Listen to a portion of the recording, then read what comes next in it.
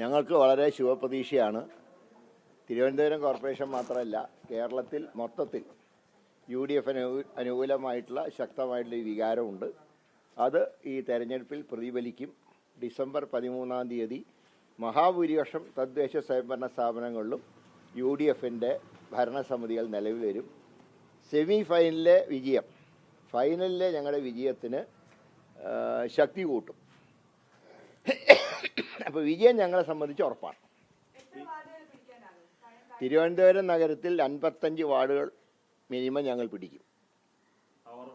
ഉറച്ച തീരുമാനമാണ്. 55 വാർഡുകൾ, കവടിയാർ, ശാസ്തമംഗലം, പേട്ട ഉൾപ്പെടെ ഉള്ള വാർഡുകൾ. അതിൽ കവടിയാർ ഞങ്ങളുടെ സിറ്റിംഗ് വാർഡാണ്.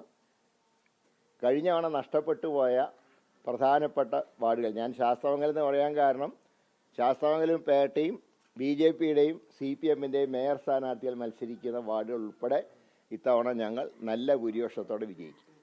നാമനിർദ്ദേശ പത്രിക പിൻവലിക്കുന്ന ദിവസം വരെയാണ് റിബലുകൾക്ക് സാധ്യതയെന്ന് പറഞ്ഞു. ഇപ്പോഴും നഗരസഭയിൽ 8 പേര് കരിങ്കുളം അതൊക്കെ പുറത്തു പോയി കഴിഞ്ഞു. നടപടി എടുത്തു. റിബലുകൾക്കെതിരായിട്ടല്ലേ നടപടി എടുക്കാൻ പറ്റും. CPMകാർക്കെതിരെ നടപടി എടുക്കാൻ പറ്റും. ഇപ്പോൾ ശ്രീകണ്ഠൻ മത്സരിക്കേണ്ട പഴയ ബ്യൂറോ ചീഫ്, ഞങ്ങൾക്ക് നടപടി എടുക്കാൻ പറ്റും. അത് CPM അല്ല എടുക്കണ്ടേ. ഞങ്ങൾ എടുക്കേണ്ട ആൾക്കാരെയൊക്കെ ഞങ്ങൾ എടുത്തു. ഇപ്പം ആരും ഞങ്ങളുടെ കൂടെ ഇല്ല. പുകഞ്ഞ കൊള്ളി പുറത്താക്കി കഴിഞ്ഞു റിബലുകളെ.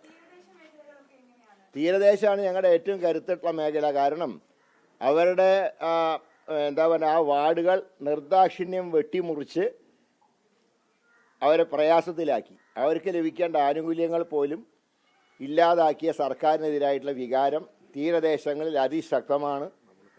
അതുകൊണ്ട് ഞങ്ങൾ തീരദേശ പാക്കേജ് ഉൾപ്പെടെ പ്രഖ്യാപിച്ചുകൊണ്ടാണ് ഈ തെരഞ്ഞെടുപ്പിൽ ഞങ്ങൾ നേരിടുന്നത്. കോൺഗ്രസിന്റെ ഒരു MLA ഇപ്പോൾ ഒളിവിലാണ്. അദ്ദേഹത്തിനെതിരെ പോലീസ് ലുക്കൌട്ട് നോട്ടീസ് അടക്കം പ്രഖ്യാപിച്ചിട്ടുണ്ട്. എങ്ങനെയാണ് തെരഞ്ഞെടുപ്പിൽ ബാധിക്കുന്നത്? കോൺഗ്രസിലെ MLAമാർ ഇപ്പോൾ പാർട്ടിയിലുള്ള MLAമാർ ആരും ഒളിവിലല്ല, എല്ലാവരും ഫീൽഡിലുണ്ട്.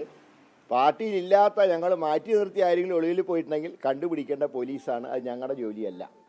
നേരത്തെ സംരക്ഷിച്ച് ഒന്നിച്ച് വേദിയിൽ കൊണ്ടു നടന്നു. അതാണ് ഇപ്പോൾ വലിയ തരത്തിൽ രാഷ്ട്രീയ പ്രതിയോഗികൾ ഉപയോഗിക്കുന്നത്. സസ്പെൻഷൻ നടപടിയുള്ള ഒരാളുടെ എന്ത് നടപടിക്കും പാർട്ടി ഉത്തരവാദിത്വമില്ല. ഒളിവിൽ പോയിട്ടുണ്ടെങ്കിൽ കണ്ടുപിടിക്കേണ്ടത് സർക്കാരാണ്. ഇല്ല, അത് അദ്ദേഹം സ്വന്തം നിലയ്ക്കാണ്. ഇനി അങ്ങോട്ട് കയറ്റണ്ടെന്ന് പറഞ്ഞിട്ടുമുണ്ട് പാർട്ടി.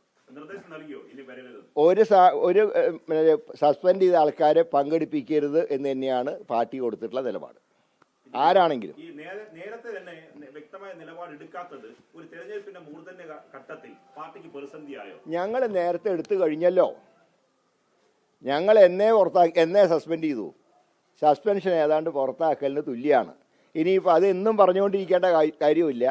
പാർട്ടിയിൽ നിന്ന് പുറത്താക്കിയ ഒരാളെ വീണ്ടും പുറത്താക്കേണ്ട കാര്യമില്ല. ഇത് രാഷ്ട്രീയത്തിൽ ആശയദാരിദ്ര്യം കാരണമാണ് ഇടതുപക്ഷം ഇതിങ്ങനെ എപ്പോഴും ഈ വാചകം പറഞ്ഞുകൊണ്ടിരിക്കുന്നത്. ഞങ്ങളെ സംബന്ധിച്ചിടത്തോളം ആ ചാപ്റ്റർ ക്ലോസ് ചെയ്തു. വീക്ഷണം ഒരിക്കലും ഒരു പത്രത്തിനോട് വിശദീകരണം ചോദിക്കില്ല. കാരണം പത്രസ്വാതന്ത്ര്യം ഞങ്ങളുടെ പാർട്ടി പത്രത്തിനും അനുവദിച്ചിട്ടുണ്ട്. അതാണ് ഞാൻ പറഞ്ഞത്. പത്രങ്ങൾക്ക് അതിൻ്റേതായിട്ടുള്ള അഭിപ്രായങ്ങളുണ്ട്. മാധ്യമങ്ങളുടെ സ്വാതന്ത്ര്യത്തിൽ അത് പാർട്ടി പത്രമാണെങ്കിലും പാർട്ടി ചാനലാണെങ്കിലും ഞങ്ങൾ ഇടപെടില്ല.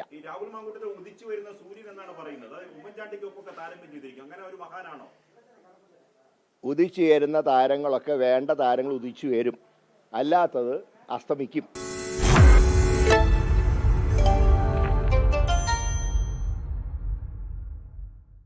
ലോകത്തെവിടെയായാലും ഏത് സമയത്തും 24 വാർത്തകളും ഓഗ്മെന്റഡ് റിയാലിറ്റി പാക്കേജുകളും എക്സ്പ്ലെയിനറുകളും വിശദമായി കാണാൻ ഞങ്ങളുടെ YouTube ചാനൽ നിങ്ങൾക്ക് സബ്സ്ക്രൈബ് ചെയ്യാം.